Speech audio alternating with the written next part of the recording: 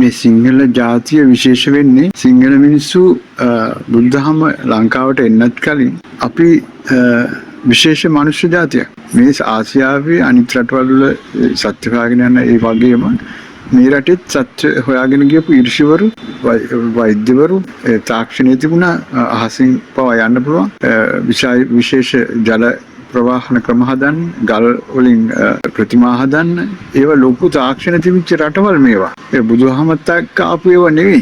ඉන්දියාවෙන් ආපු තාක්ෂණ නෙවෙයි මේවා. මේවා ලංකාවේ තිබිච්ච ලංකාවට ආවේනික දේවල්. ඉන්දියාවේ තිබුණ තමන්ගේ විද්‍යාව. අපේ රටේ තිබුණ අපේ අනන්‍යතාවයක්.